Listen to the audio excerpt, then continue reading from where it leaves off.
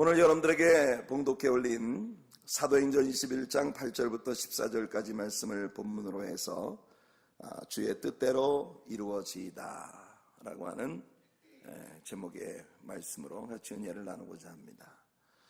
우리는 이미 지난 주일에 바울이 예루살렘으로 올라가기로 마음을 굳혔다고 하는 것을 배웠습니다. 그것이 얼마나 확고한 결정이었는지 지난 주일 아침 설교 본문에서 나의 달려갈 길과 주 예수께 받은 사명, 곧 하나님의 은혜의 복음 증거하는 일을 마치려 하면은 나의 생명을 조금도 귀한 것으로 여기지 아니하노라 라고 하는 확고한 선언을 통해서 우리의 뼈에 새길 수 있었습니다. 이번 주간에 우리가 나누게 될 사도행전 21장에서도 여전히 예루살렘을 향해서 가는 바울에 대한 여러 도시에서의 성령께서 주시는 경고들이 계속되고 있는 것을 봅니다. 오늘 우리들의 본문은 가이사랴 지방에서 아가보라고 하는 예언자가 바울에게 경고를 주는 장면을 담고 있는데요. 이 아가보는 바울에게 그가 예루살렘에서 어떤 일을 당할 것인지를 경고하기 위하여 가이사랴에 내려온 예언자입니다. 그는 바울의 띠를 가져다가 자기의 수족을 묶고는 이 띠의 임자가 예루살렘에 올라갔을 때에 이렇게 결박되어서 이방인의 손에 넘겨지게 되리라고 정확하게 예언을 했습니다. 예수님의 경우도 우리 예수님께서 예루살렘에 올라가셔서 이방인의 손에 넘겨져서 십자가에 못 박히리라는 아주 정확한 예언이 예수님이 예루살렘을 향해 출발을 하는 장면에서 이미 있어졌던 것을 우리는 봅니다.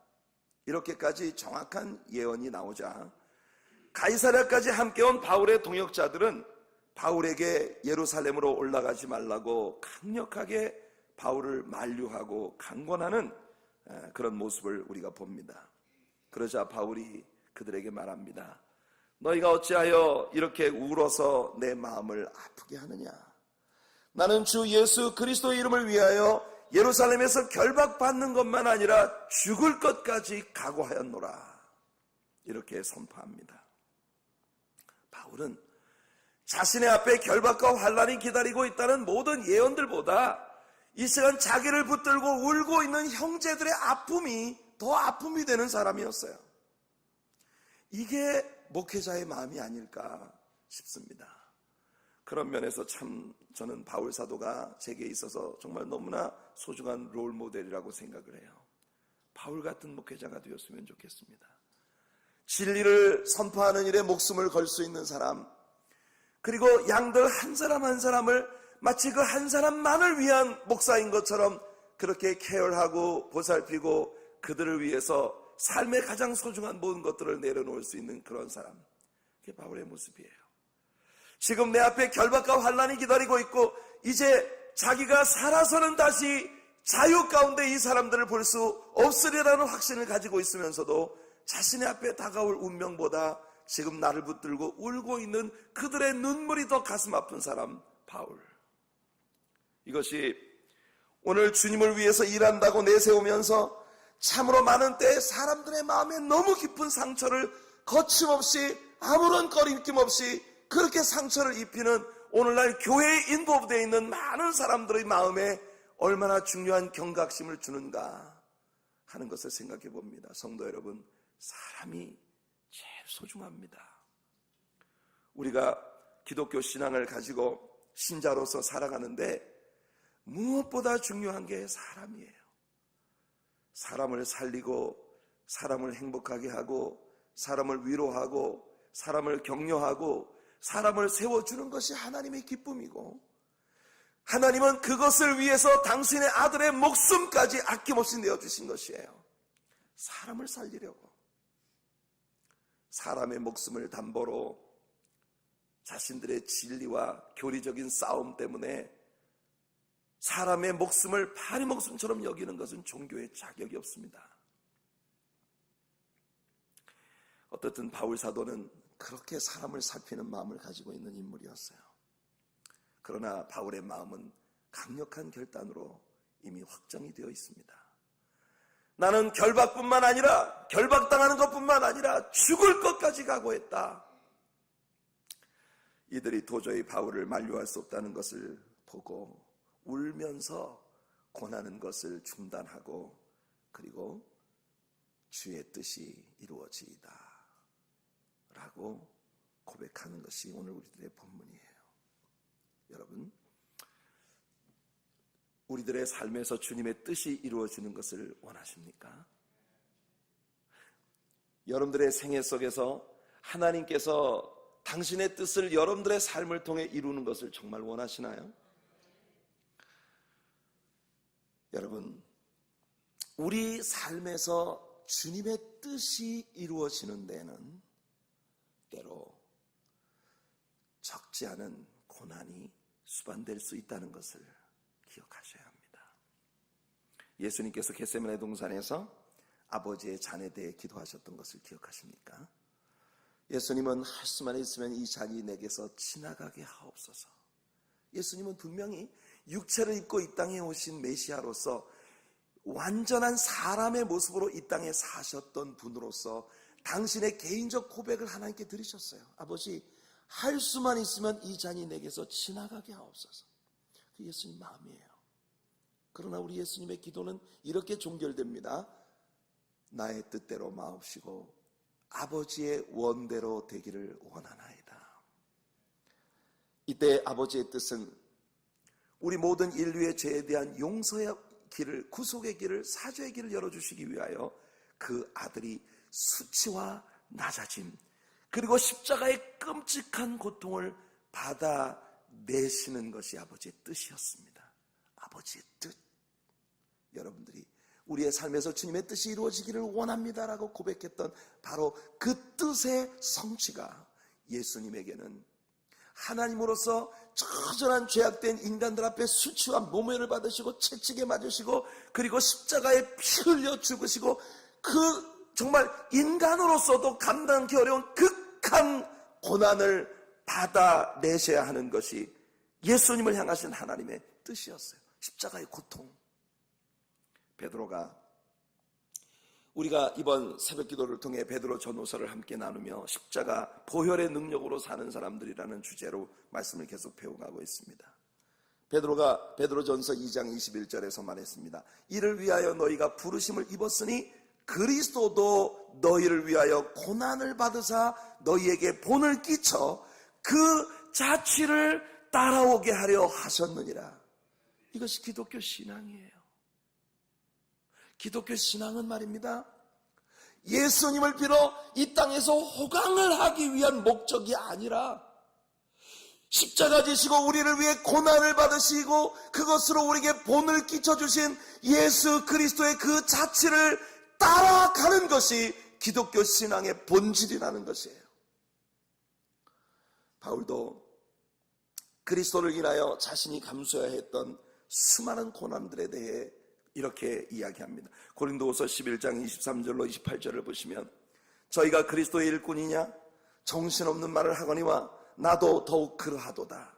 내가 수고를 넘치도록 하고 옥에 갇히기도 더 많이 하고 매도 수없이 맞고 여러 번 죽을 뻔하였으니 유대인들에게 40에 하나 감한 매를 5번 맞았으며 3번 태장으로 맞고 1번 돌로 맞고 3번 파선하는데 일주야를 기쁨에서 지냈으며 여러 번 여행에 강의 위험과 강도의 위험과 동족의 위험과 이방인의 위험과 시내의 위험과 광야의 위험과 바다의 위험과 거짓 형제 중에 위험을 당하고 또 수고하고 애쓰고 여러 번 자지 못하고 줄이며 목마르고 여러 번 굶고 춥고 헐벗었노라. 이 외의 일은 고사하고 오히려 날마다 내 속에 눌리는 일이 있으니 곧 모든 교회를 위하여 염려하는 것이라. 성도 여러분, 어떻게 보면 인간적인 관점에서 바울이 다메섹으로 가는 길에서 예수님을 만난 건 바울로 하여금 그때까지 인간적인 관점에서 출세의 탄탄대로를 달리고 있었던 명망 있는 한 젊은이를 쫄딱 망하게 한 일이었습니다. 바라보는 각도에 따라 바울이라고 하는 사람은 예수님 만나는 바람에 대표로 망한 사람 중에 하나예요. 바울이 진정으로 예수님을 알기 전에는 하나님을 믿는다는 종교의 명분 아래에서 최고의 영광을 누리는 출세가도를 달리고 있던 사람입니다. 종교의 대표적 지도자로 자라가고 있었고 산헤드린이라는 종교 모임에서 최고의 권력자로 자리를 잡아가고 있었던 사람들이에요. 그런데 그런 출세가도를 달리고 있었던 바울이 예수님을 만나는 순간부터 인생에 대한 가치관이 완전히 업사이드 다운 됐어요. 완전 뒤집어져 버렸어요. 이제까지 내가 소중한 것으로 귀한 것으로 자랑거리로 여기던 그 모든 것들이 예수님을 만나고 예수님 안에서 새로워진 가치관 안에서 재조명을 해보니 그것들이 전부 똥이더라는 거예요. 원색적인 단어를 써서 죄송합니다. 배설물이나 그거나 그게 그거 아니겠습니까, 여러분? 바울이 그렇게 말했잖아요. 우리가 좀 더 직선적으로 우리가 생각해 봅시다. 바울에게는 그때까지 세상에서 이것들이 나를 정말 영광스럽게 만드는 것이라 여겼던 그 모든 것들이 예수님을 만나고 그분을 아는 순간 자신의 삶에서 이 모든 것들이 똥이 되어버렸다는 거예요. 배설물이 되어버렸다는 거예요. 냄새나서 건드리기도 싫고 쳐다도 보기 싫은 그런 물건이 되었다는 것입니다. 그게 바울의 변화예요. 이 변화가 우리들에게도 나타나야 합니다. 그게 우리가 기독교 신앙을 가지고 있다는 증거가 아니겠습니까, 여러분? 세상 사람들이 목매는 것에 우리도 목매고, 세상 사람들이 말이죠, 그게 있으면 배 두드리고 없으면 쭈그러지는 그런 일에 우리도 똑같이 좀 있다고 우쭐대고 없다고 비굴해지고, 그것 그리스도인의 모습이 아니잖아요. 우리 안에 예수님이 계시다면, 우리가 진정으로 그리스도의 사람이라면 세상 사람들이 고개를 갸웃거리며 납득할 수 없고 이해되지 않는, 정말 이해가 되지 않는, 측량할 수 없는 인간의 이해를 넘어서는 그런 beyond the comprehension, 이해를 뛰어넘는 그런 평안과 은혜와 기쁨과 새로운 생명의 능력과 도전정신과 주님과 동행하는 자의 완전한 안전에 대한 그런 깊이 있는 기쁨, 그것이 세상 사람들이 여러분들을 표현하는 그런 표현이 되기를 간절히 바랍니다. 바울처럼 이렇게 수많은 역경이 있는데도 그것으로 받는 고통은 내 마음에 하나도 남아있지 않고 아직도 여전히 교회를 위한 염려만이 내 마음을 짓누르고 있다고 말할 수 있다는 것이, 이것이 예수님의 마음이 아니겠습니까? 히브리서 기자가 이렇게 말하는 건 하나도 이상할 일이 아닙니다. 히브리서 12장 2절로 4절에 믿음의 주여 또 온전케 하시는 이 예수를 바라보자. 저는 그 앞에 있는 즐거움을 위하여 십자가를 참으사 부끄러움을 개의치 아니하시더니 하나님 보좌 우편에 앉으셨느니라. 너희가 피곤하여 낙심치 않기 위하여 죄인들의 이같이 자기에게 거역한 일을 참으신 자를 생각하라. 너희가 죄와 싸우되 아직 피 흘리기까지는 대항치 아니하고 있다고 말하고 있습니다. 성도 여러분, 그렇습니다. 우리 안에서 주님의 뜻이 이루어진다고 하는 것은 그렇게 로맨틱한, 인간적인 관점에서 그렇게 로맨틱한 일만은 아니에요. 때로는 내 안에서 주님의 뜻이 이루어지기 위해 우리는 상상도 할 수 없는 그런 많은 아픔을 참아내고 인내하고 감내해야 할지도 모릅니다. 아니, 그렇게 되는 것이 정상이에요. 왜냐하면 우리가 살고 있는 이 세상은 아버지의 집이 아니기 때문이에요. 우리는 이곳을 벗어나서 저 영원한 나라를 향해 가는 나그네와 행인 같은 순례자로서의 삶을, pilgrimage, 이 순례자로서의 삶을 살아가는 존재들이기 때문에 이 지구상의 여러 나라들, 아직도 그리스도의 이름을 위해 많은 사람들이 끔찍한 희생을 감수해야만 하는 그런 나라들의 이야기를 들어보면 오늘 우리 같은 환경 속에서 예수님을 믿는 우리 자신의 믿음을 재조명해 볼 때 우리가 얼마나 연약하고 부끄러운 보잘것없는 믿음을 가진 존재들인가 하는 것을 직면하게 됩니다. 우리는 여러분 얼마나 많은 것들에, 정말 되지도 않는 얼마나 많은 것들에 쉽게 소위 시험에 들고 나가 떨어지는 그런 믿음을 가지고 있습니까? 신앙생활을 하면서 우리는 어느 하루 교회의 사운드 시스템만 좀 마음에 안 들어도 짜증이 나고, 예배실의 온도가 좀 내 성향에 맞지 않아도 금세 짜증이 납니다. 교회 안에 모이는 이들 중에는 되게 좀 춥게 사는 게 행복한 분들이 있고, 어떤 분들은 좀 따뜻해야 좋은 분들이 있어요. 누구한테 맞춰야 할까요? 예배를 드리다 보면 어느 날은 좀 차갑고 어느 날은 좀 따뜻하고, 끝나고 나면 막 여기까지 예배 시간 내내 막 참는 거예요. 왜 이렇게 더워? 오늘은 막 땀이 막 삐질삐질 나고. 사실 이런 것 하나하나를 참아내지 못하는 것이 오늘 우리들의 신앙의 모습이라는 걸 우리 한번 생각해 봐요.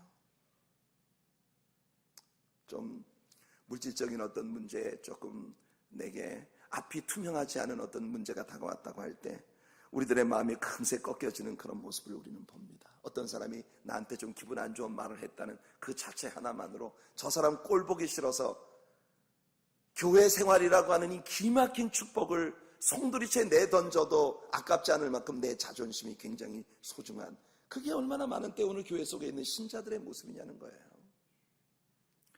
여러분, 지금도 말입니다.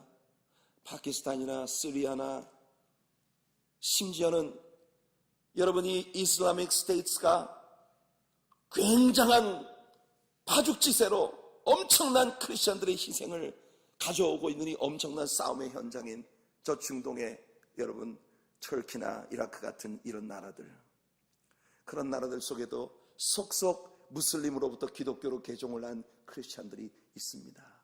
그 크리스천들의 숫자는 놀라울 정도로 늘어가고 있어요. 그 근처도 가서는 안 된다고 모든 사람들이 생각하는데 그 속에 있는 어린아이들의 생명이 너무나 아깝고 눈물겨워 목숨을 걸고 그곳으로 들어가는 선교사들이 지금도 온 세계에서 수없이 헌신하고 그곳을 향하고 있다는 것이에요. 그 속에 새롭게 기독교로 개종을 한 과거의 무슬림이었던 사람들은 내가 크리스천이라고 말하는 것 자체가 곧 죽음을 의미하는 것이에요. 그것도 여러분 사람을 살아있는 채로 껍질을 홀랑 벗겨서 정말 성경시대나 로마시대를 방불케 하는 무지막지한 순교가 눈에 보듯이 뻔히 다가오는데도 불구하고 여전히 그 집 문 앞에다가 나는 개종되어진 기독교인입니다라고 문패를 내걸고 신앙생활하는 사람들이 그들이라는 것이에요.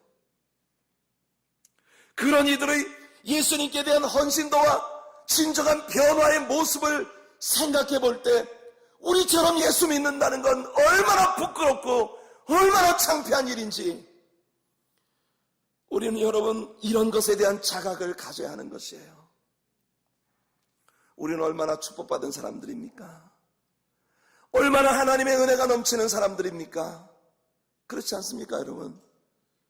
그러니 이런 환경 속에서 양질의 하나님 말씀을 배우며 정말 하나님의 성경에 참 아름다운 교육을 받으면서 행복한 믿음 생활을 해나갈 수 있다는 것에 대해 감사라도 충만한 여러분들 되시기를 소원합니다.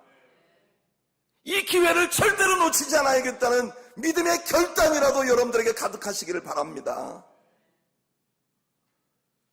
바울과 바나바는 예수 그리스도를 위해 자기의 생명이라도 내어놓는 사람이라고 성경이 말합니다.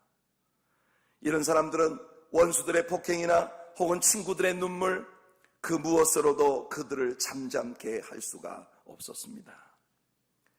여기서 우리는 바울의 예루살렘 행을 막으려 애썼던 그의 친구들의 만류에 대해 한번 생각해 봅시다. 여러분들 한번 여러분들을 그 바울의 친구들의 옷을 입고 그들의 신을 신고 지금 이 광경 속으로 여러분들이 직접 들어가서 여러분이 무엇을 느끼는지 한번 생각해 보시기를 바랍니다.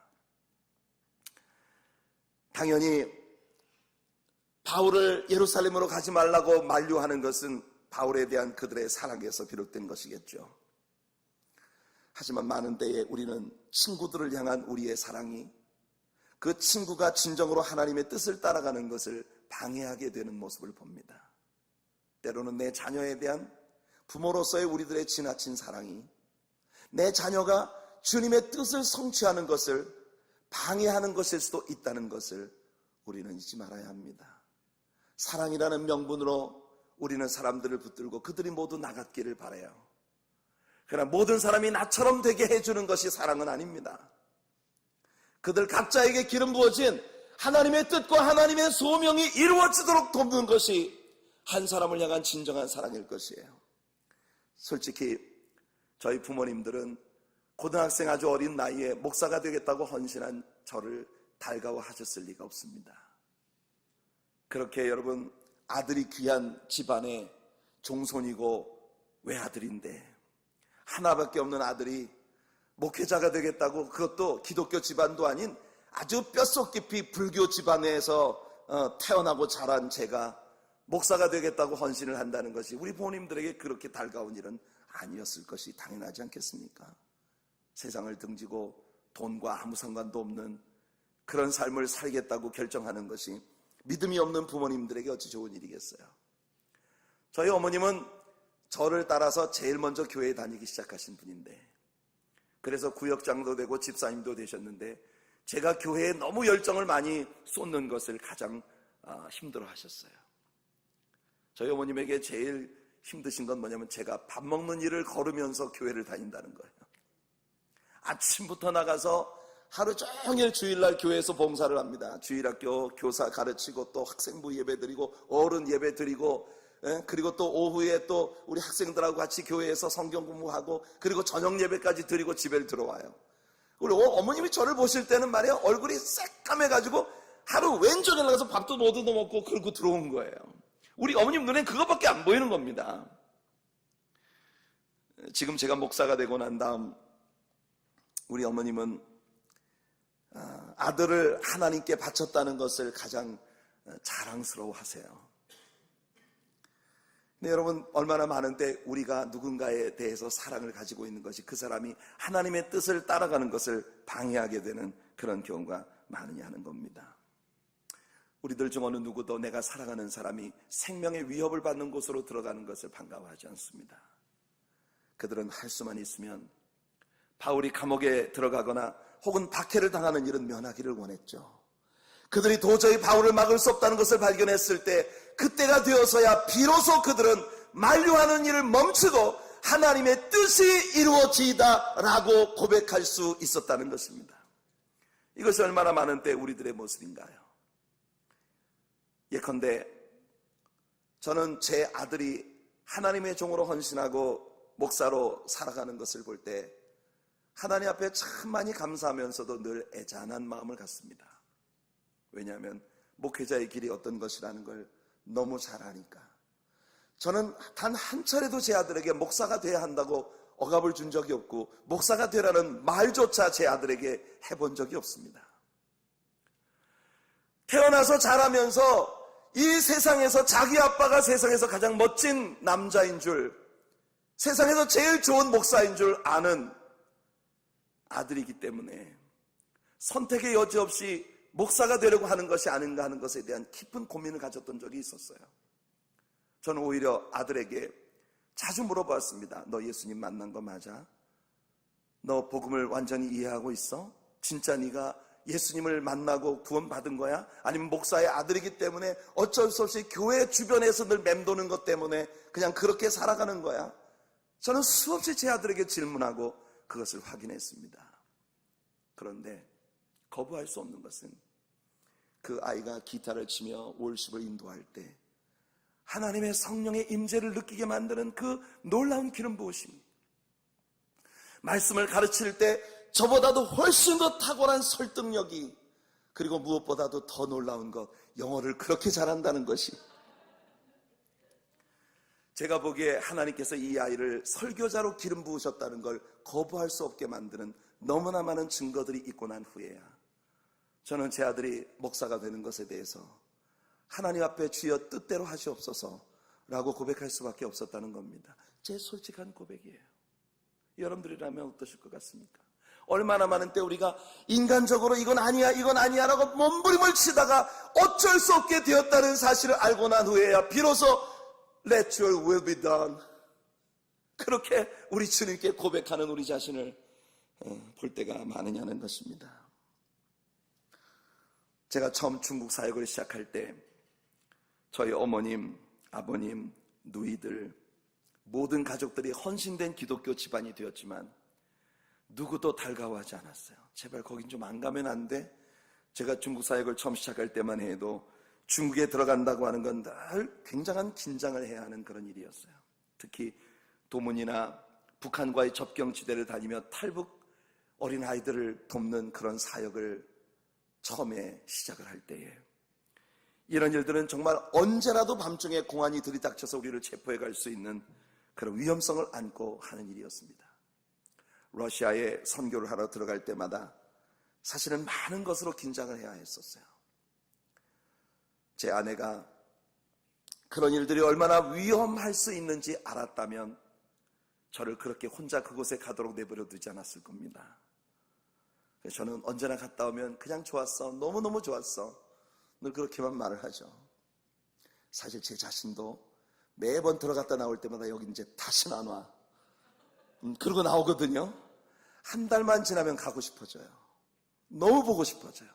그 말씀에 대한 타는 목마름을 가진 그 영혼들에 대한 애정이 마음속에 그들을 너무나 그리워하고 너무나 그들을 보고 싶게 만듭니다. 이게 사명이고 이게 주님의 뜻이에요.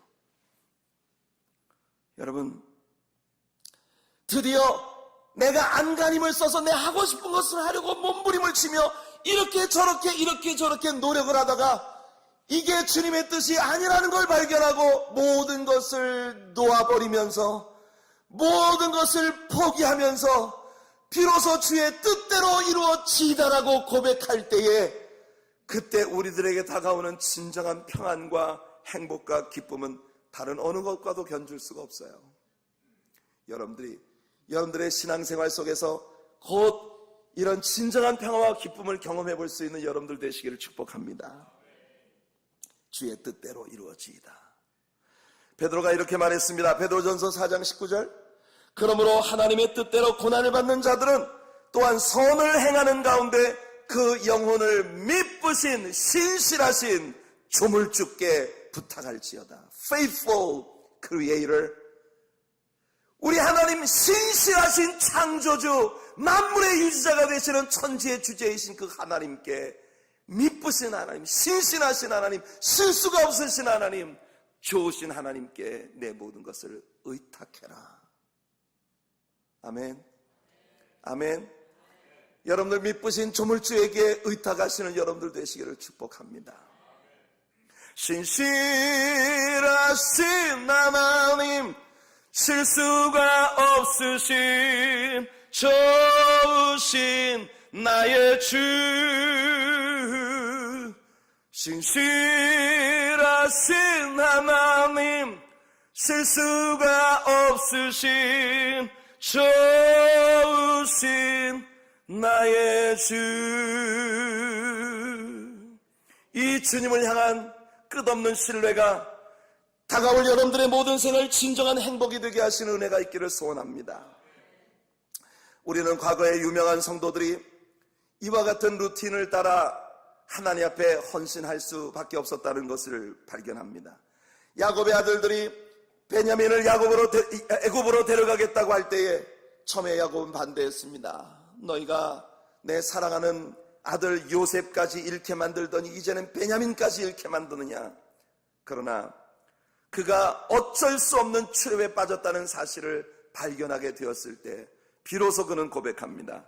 전능하신 하나님께서 그 사람 앞에서 너희에게 은혜를 베푸사 사람으로 너희 다른 형제와 베냐민을 돌려보내게 하시기를 원하노라. 내가 자식을 잃게 되면 잃으리로다. 죽으면 죽으리라 라고 고백했던 에스더의 고백처럼 그렇게 모든 것을 내려놓고 주님께 완전히 맡겨버리는 그런 모습을 보입니다. 사무엘이 아직 어린 소년이었을 때 그는 밤중에 자신의 이름을 부르는 음성을 듣습니다. 사뮤엘, 사뮤엘. 깜짝 놀랐어요. 사무엘은 분명히 엘리 제사장이 나를 부르나 보다 라고 생각했을 것입니다. 왜냐하면 엘리는 그때 이미 눈이 어두운 노인이었기 때문에 새벽에 일어나서 화장실을 가고 싶다든지 아니면 목이 말라 물이 마시고 싶다든지 할 때는 사무엘을 불렀을 것이기 때문에. 그래서 사무엘은 즉시 엘리에게 달려가서 묻습니다. 아버지, 저를 부르셨습니까? 제가 여기 있습니다. 엘리가 말했습니다. 아니다, 나 안 불렀다. 왜 사람을 깨워? 한번 깨면 잠들기 어려운데 얼른 가자. 사무엘이 돌아가서 자리에 누웠어요. 또다시 음성이 들려옵니다. 사무엘, 사무엘. 사무엘이 깜짝 놀라서 또 일어납니다. 또 가서 묻습니다. 아버지, 나를 부르셨습니까? Here I am. What can I do for you? 엘리가 그를 보고 말합니다. 사무엘, 제발 깨우지 말고 가서 자. 각 자빠져 잠이나 잡히라. 사무엘이 또 가서 누웠어요. 또 세 번째 음성이 들립니다. 사무엘아, 사무엘아. 사무엘이 놀라서 엘리에게 또 쫓아갑니다. 아버지, 절 부르셨습니까? 그때서야 엘리가 생각합니다. 읍스. 혹시 하나님? 성경은 우리들에게 기막힌 얘기를 들려주고 있어요. 그 시대는 하나님의 말씀을 듣는 일이 아주 희귀한 때였다고 말합니다. 하나님의 음성을 듣는 사람을 보는 것이 아주 희귀한 때였다고 성경이 얘기하고 있어요. 하나님의 말씀을 듣는 일이 희귀한 때. 왜일까요? 하나님 그 시대에 말씀을 별로 안 하신 것일까요? No way. 성경은 여러 곳에서 하나님은 끊임없이 우리들을 보시고 들으시고 내려오셔서 간섭하시며 우리에게 말씀하시는 분, 특히 예레미야 선지자는 이른 새벽부터 저녁까지 내가 쉬지 않고 너에게 말하고 있다고 하시는데, 중요한 건 그 시대에는 어느 누구도 하나님의 음성을 듣고자 하는 주님께 귀 기울이는 사람이 없었다는 뜻이에요. 더군다나 엘리라고 하는 제사장은 제사장이지만 그 엘리 제사장 집안은 하나님 없이 살아가는 사람들의 행동 양식을 보여주는 대표주자들이었습니다. 정말 하나님의 음성을 들으려고 주님께 귀 기울이는 자가 너무나 희박했던 그때에 하나님은 말이에요, 이스라엘에 내려오는 전설에 의하면 이때 사무엘의 나이가 겨우 12살밖에 안 됐다는 거예요. 12살이면 이제 초등학교 5학년 정도밖에 안 된 나이요. 엘레멘터리 5th grade에 해당되는 그런 아이를 하나님 부르시는 겁니다. 사무엘아, 사무엘아. 지금 하나님께서 사무엘에게 하려고 하시는 이야기가 얼마나 기막힌 이야기인지 아십니까? 지금 엘리가 아버지처럼 따르고 있는 그의 대부였던 그 엘리 제사장의 집안의 몰락에 대하여 하나님께서 그 집안에 대해 이스라엘 민족에 대해 얼마나 분노하셨는지, 그래서 이스라엘 집안에 하나님이 행하실 그 무시무시한 하나님의 징계와 엘리 집안의 멸망에 관한 이 무지막지한 이야기를 하나님이 하고 싶으신 거예요. 그런데 그 시대 어느 누구도 하나님께 귀 기울이는 자가 없으니까 우리 하나님은 말입니다, 저는 이런 생각이 들어요. 이 말씀을 이야기할 때마다 이런 생각이 들어요. 세상에 여러분 집안에 연세 많이 드신 할머니 할아버지들 계시잖아요. 이제는 어느 누구도 별로 대꾸를 안 해주는, 이제 어린아이 아직 철도 들지 않은 어린 손주를 불러다 앉혀놓고 나 시집 올 때 말이야 뭐 이러고, 야 그래도 내가 옛날에 복사꽃같이 예쁜 치마를 입고 노래 부르고 우리 너 돌아가신 그 할아버지가 나를 얼마나 좋아했는지 아니? 그 철도 들지 않은 어린 손주를 앉혀놓고 이런 이야기를 해야 하는 거예요. 왜냐하면 누구도 말 대꾸 해주는 사람이 없으니까, 대화의 상대가 너무 없으니까. 저는요 지금 사무엘을 부르시는 하나님의 모습 속에서 그런 불쌍한 노인네의 모습을 보는 것 같아요. 그 시대에 제사장도 있고 백성의 장로도 있고 백성의 유사도 있는데 그 하나님의 이름으로 명명되어진 to be ruled by God, 하나님의 다스리심을 받는 자들이란 이스라엘이라는 이름의 국가 안에 하나님이 누구와 대화를 나누고 싶어서 귀 기울이는 자가 없었다는 거예요. 그런 때 하나님이 12살밖에 초등학교 5학년짜리 애를 앉혀놓고 그 아이에게 지금 당신의 마음 안에 있는 이 엄청난 것을 얘기하고 싶으신 겁니다. 혹 이것이 2015년 뉴욕과 뉴저지에 임재하신 우리 하나님의 모습은 아닐까요, 여러분? 어떻게 생각하십니까? 이 땅에 목회자도 많고 장로님들도 많고 교회 지도자들도 많은데 나는 하나님 앞에 데리케이트된 헌신된 크리스찬이라고 고백하는 그런 사람도 수많은데, 정말 여러분들이 매일매일 데일리 라이프에서 일상의 삶 가운데에서 하나님과 큐티를 하면서 말씀 묵상을 하면서 오늘 아침 어느 누구에게도 하지 않고 내게만 들려주시는 하나님과의 1대1의 대면과 그분의 음성을 듣는 일이 여러분의 일상생활이 되어진 성도가 과연 몇 명이나 있겠느냐는 것이에요. 혹시 하나님이 지금도 너무나 하고 싶은 말씀이 많으신데 목회자들마저도, 강단에 서서 하나님의 대언자 역할을 해야 하는 목회자들마저도 정말 성경을 펼쳐놓고 내가 성도들에게 무엇을 가르칠까는 기술적인 공부가 아닌 하나님의 마음을 알려고 하나님께 마음을 열어놓고 주님과 대화하며, 주님, 제가 오늘 이 본문을 가지고 성도님들에게 설교를 할 터인데 하나님이 말씀을 통해 제가 성도들에게 뭘 얘기하기를 원하십니까? 그렇게 진지하게 하나님께 다가서는 그런 목회자들이 과연 얼마나 있을까? 저는 목사입니다. 참 많은 고민을 하고 많은 생각을 하게 되는 부분이에요.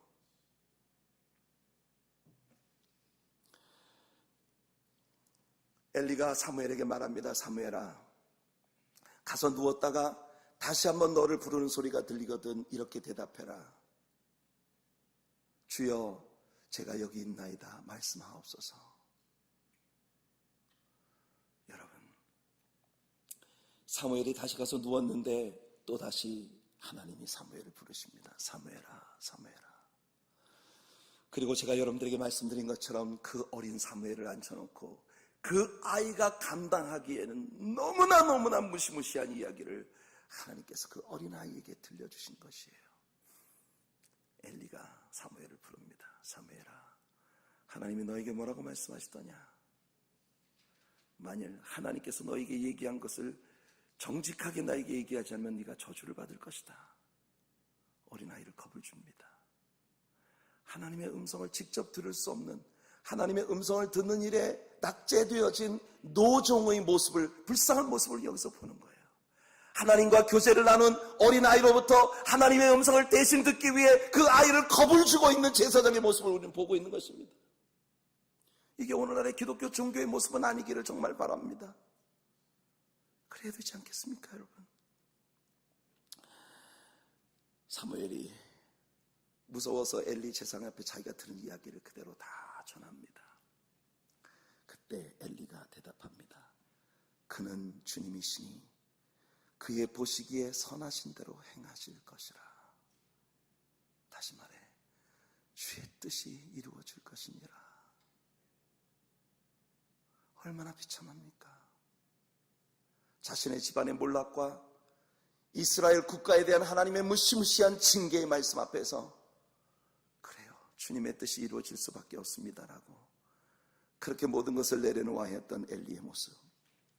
압살롬의 반란으로 다윗이 예루살렘으로부터 피난길에 오를 때 그를 따르던 제사장 사독과 모든 레위 사람들이 하나님의 언약궤를 메고 다윗을 따르려고 나옵니다.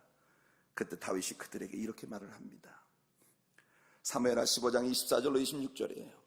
사독과 그와 함께한 모든 레위 사람이 하나님의 언약궤를 메어다가 내려놓고 아비아달도 올라와서 모든 백성이 성에서 나오기를 기다리더니 왕이 사독에게 이르되 하나님의 궤를 성으로 도로 메어가라. 만일 내가 여호와 앞에서 은혜를 얻으면 도로 나를 인도하사 내게 그 궤와 그 계신대를 보이시리라. 그러나 저가 말씀하시기를 내가 너를 기뻐하지 아니한다 하시면 종이 여기 있사오니 선이 여기시는 대로 내게 행하시옵소서 하리라. 와, 여러분, 이 다윗이라는 인물은요, 하나님이 사랑하실 수밖에 없는 너무 아름다운 것들을 많이 가진 사람 아닙니까? 사독이라고 하는 사람이, 아비아들이라는 사람이 여러분들 언약궤를 메고 백성들을 충동해서 다 다윗을 따르라 이러고 지금 나와 있는 거예요. 그런데 다윗이 가지고 있는 신앙과는 뭐냐면, 내가 하나님을 따라가는 게 마치 하나님께서 나를 따라오시는 건 이건 길이 아니다. 하나님은 원래 하나님 계신 곳에 있어야 하고 내가 하나님께 합당한 사람이 되어야 하는 거야. 여러분, 다윗은 왕이기 때문에 종교가 자기 편이라고 하는 것을 획득하고 싶은 정치인으로서의 욕심이 분명히 있을 수 있을 것입니다. 그러나 다윗은 하나님은 하나님이시다. 하나님을 하나님 되시게 하기 위하여 언약궤를 도로 메가라. 하나님이 나를 불쌍히 여기시면 내가 다시 돌아올 것이다. 그러나 내가 저주를 받아 저 이방 땅에서 죽는 것이 하나님의 뜻이라면 주의 뜻이 이루어질 것이다. 성도 여러분, 나의 뜻대로 마옵시고 아버지의 원대로 되기를 원하나이다 고백하셨던 예수님의 기도가 바로 이런 것이 아니겠습니까? 예수님은 제자들에게 기도를 가르치실 때에 나라에 임하옵시며 뜻이 하늘에서 이룬 것 같이 땅에서도 이루어지이다라고 기도하도록 가르치셨습니다. 왜 때로 사람들이 우리들이 하나님의 뜻에 전적으로 헌신하는 것을 가로막게 될까요? 많은 경우 사람들은 하나님께 대하여 잘못된 개념을 가지고 있는 것 같아요. 사람들은 때때로 하나님께서 우리들이 하기 싫은 일을 억지로 시키시는 분이라는 오해를 갖고 있는 것 같습니다. 그래서 사람들은 대개 하나님의 뜻은 뭔가 우리들에게 아주 쓰디쓴 일이 될 것이라고 생각하는 것이에요. 저도 분명히 여러분들에게 얘기했습니다. 주의 뜻이 우리 안에 이루어지는 건 분명히 고난을 감수해야 하는 일일 수도 있다는 이야기를 했어요. 그런데 말입니다. 그 원리를 여러분들이 잘 이해하셔야 합니다.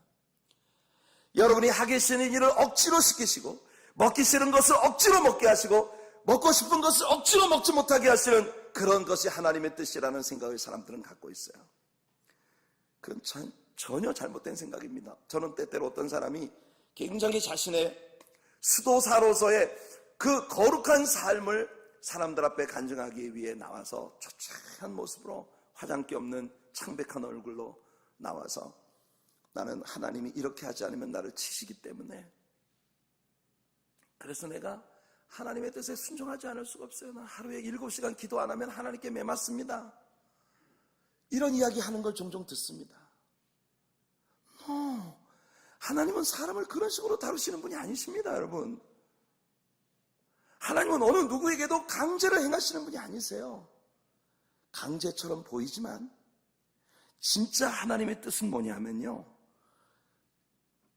누가 보더라도 어떻게 저렇게 살지 싶은데 막상 주님의 뜻에 순복하며 그렇게 살아가는 사람에게는 그게 세상에서 무엇과도 바꿀 수 없는 행복이에요.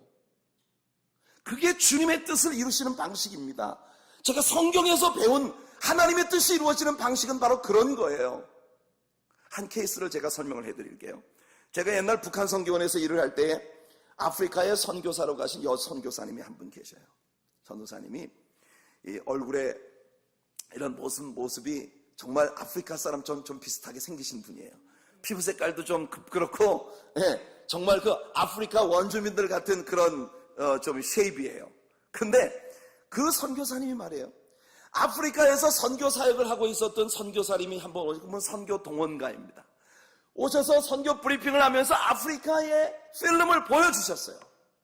근데 그 보니까 정말 위생적으로 막 너무나 열악한 그런 환경 가운데 애들이 나오는데 배는 영양실조에 걸려서 배는 뻘록 나오고 못 먹으면 왜 이렇게 배가 뻘록 나오죠? 저는 먹어서 얻어먹질 못해서 배는 볼록 나오고 눈은 곧 튀어나올 것 같은데 그 큰 눈망울을 꿈뻑꿈뻑하고 있는 그 입속으로 파리가 계속 드나드는 그런 모습이 담긴 영상을 선교사님이 보여주었어요. 누가 저 아프리카에 저 어린아이들에게 가서 예수님의 사랑을 보여줄 것입니까? 그 영상을 보는 모든 사람들이 다 정상적인 생각을 하는 겁니다. 어떻게 저길 가지? 저런 데 가는 사람은 정말 하나님의 특별한 기름 부으심이 있는 사람일 거야. 예. 문화적인 저런 문화적인 열악한 환경 속에 어떻게 내가 적응할 수 있을까? 근데 말이에요, 이 전도사님은 그 영상을 보는 순간 그 아이들에게 반해버렸대요.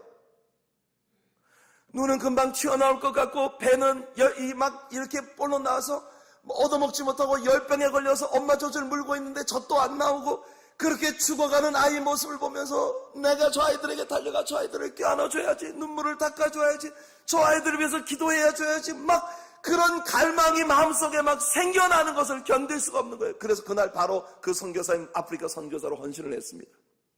그래서 그 선교사님의 인도를 받아 케냐로 선교사로 떠났어요. 여자입니다. 여자. 시집도 안 간 20대 후반의 여성이에요. 그런데 그런 여성이 그 아프리카의 선교사로 갔습니다. 그 무렵 제가 독일로 파송을 받아 선교사로 나갔는데 가끔 편지가 와요. 사진을 한 장씩 보내주는데 보니까 이야, 정말 기가 막힙니다. 그런데 말이에요, 원래 보통 여자라면 자기가 잠들어 있는 이렇게 막 바나나 이파리 같은 거, 바나나 이파리 무슨 이렇게 그러니까 무슨 뭐죠? 나뭇잎 같은 걸로 이렇게 얽어놓은 그런 지붕만 있는 그 집에 사람 주먹만한 거미가 나와가지고 그 거미가 자기 머리 위에서 왔다 갔다 돌아다니면 보통 20대 후반의 여성들이라면 어떻게 해야 정상입니까? 밖에 호들갑을 떨고 뛰쳐나와가지고 집사님! 송기사! 이래야 맞는 거잖아요. 근데 이 전도사님은 그 거미가 하나 딱 나왔는데 그걸 보는 순간에 뻘떡 일어나면서 야, 저놈 신기하네. 처음 보는 놈이네. 종자가 특이하다. 그걸 바로 핀을 갖다 벽에다가 콕 박아 놓는 거예요. 곤충 채집. 도마뱀이 나오든 뭐가 나오든 이 전도사님에게는 마냥 그 환경이 신기하고 너무 좋아요. 그곳에 있는 그 아이들을 껴안고 그들을 씻겨주고 그들을 위해서 이 한국이나 다른 나라들로부터 먹을 것을 공급받아 그 아이들에게 나눠주고 밀크를 주고 학교를 보내고 공부를 시키고 하는 이런 일들이 그녀에게는 내가 살아가는 이유가 바로 이것을 위한 것이라는 행복이었다는 거예요. 하나님께서 한 사람을 들어 쓰실 때는 바로 이런 방식으로 쓰시는 것입니다. 어떤 이들은 자신이 지금 주님의 뜻을 이루기 위해 얼마나 죽도록 희생을 하고 있는지를 자주 표현합니다. 초라한 행색을 가지고 조체한 얼굴로. 여러분, 하나님께 매여서 어쩔 수 없이 나는 이 길을 가고 있습니다. 원치 않지만 이 길을 갑니다. 그러나 하나님께서는 오늘 여러분 우리가 묵도를 할 때에 하나님의 초청의 말씀으로 읽은 예레미야 선지자의 글을 보면 예레미야 선지자는 하나님께서 비석이 아닌 우리들의 육체에 혹은 우리들의 마음의 비석에 그 법을 기록하시는 날이 올 것이라고 말했습니다. 하나님은 하나님의 뜻을 먼저 우리들의 마음의 소원으로 자리 잡게 하신다는 거예요. 그럴 때 우리는 주님의 뜻을 이루는 일이 우리의 삶의 최고의 즐거움이 되기 시작하는 것입니다. 바울이 필립보 교인들에게 이렇게 말했습니다. 너희 안에서 행하시는 이는 하나님이시니 자기의 기쁘신 뜻을 위하여 너희에게 소원을 두고 행하게 하시나니. 만약 여러분이 진정으로 하나님을 아신다면 그분의 뜻을 이루는 일을 절대 두려움으로 받아들이지 않을 것이에요.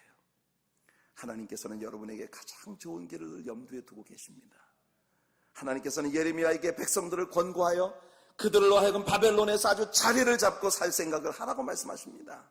왜냐하면 그들의 바벨론 포로 생활은 결코 쉽게 끝나지 않을 것이기 때문에 70년이라는 긴 시간 동안을 바벨론에 살아야 될 것이기 때문에 그러면서 하나님이 오늘 제가 묵도 가운데 여러분들에게 읽어드렸던 바로 그 말씀을 선포하신 것이에요. 나 여호와가 말하노라 너희를 향한 나의 생각은 내가 하나니 재앙이 아니라 곧 평안이요 너희 장래에 소망을 주려 하는 것이라. 킹제임스 버전에서 이 구절을 보면 For I know the thoughts that I think towards you. 너희를 향해 가지고 있는 내 생각은 내가 잘 안다. Says the Lord. 여호와의 말씀입니다. Thoughts of, 그 생각이 어떤 생각이냐면 Thoughts of peace and not of evil.